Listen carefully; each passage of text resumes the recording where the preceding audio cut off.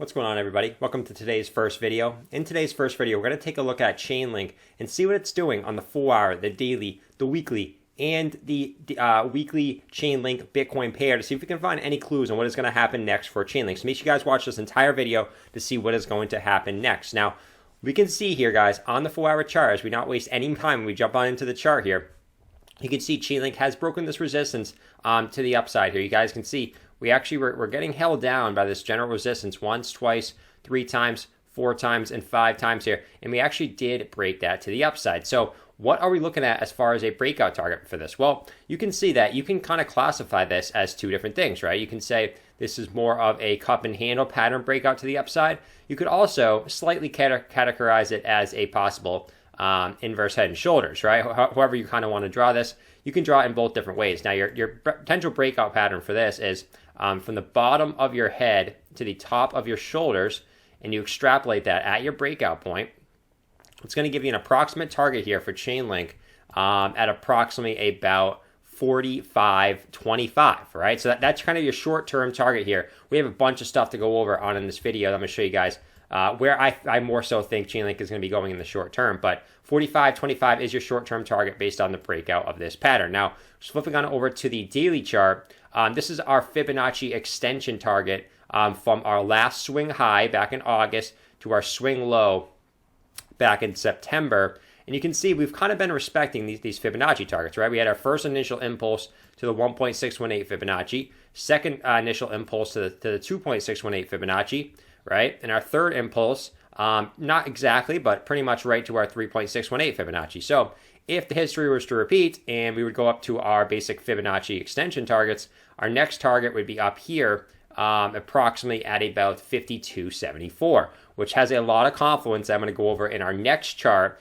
and what we've been talking about for Chainlink for months as far as our next targets. Now, real quick, I did want to point out that we are back above our 20 daily moving average, which is typically our, shows us whether we're in a short-term support or short-term bull mode or short-term bear mode, right? You guys can see when we're above this, we relatively are in an upwards trend. When we're below it, we kind of keep getting resistance on it and can't break it back above it. So you can see we're back above it now after temporarily falling below it. So that tells me that I think we're going to be moving up to the upside here over the next couple of days for Chainlink. But switching over to the weekly chart, are we about to hit that resistance once again? You guys know, you guys are new to the channel, you guys know we've been in this long-term rising wedge for Chainlink ever since its inception back in September of 2017, right? We've had a couple fake outs, not really fake outs, but we had a bunch of FOMO obviously in January 2018, and obviously a bunch of FUD in March of 2020. So we got to kind of keep those data points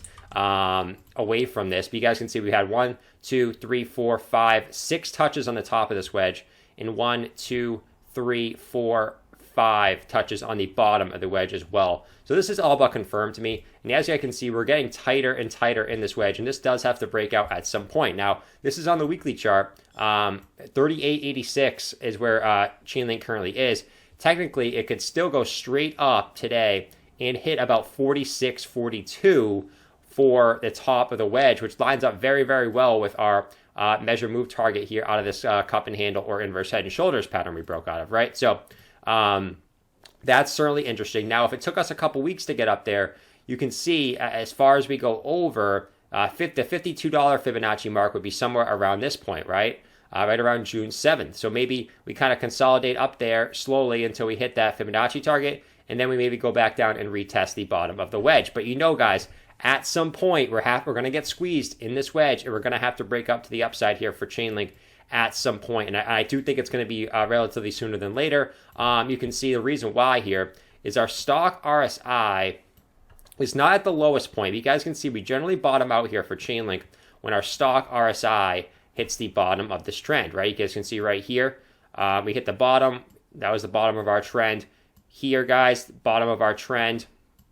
Here, bottom of our trend. You can go all the way through. I'm not going to go through the whole thing, but you can see the last time we bottomed out for this was generally all in this area, which was basically the bottom of the trend.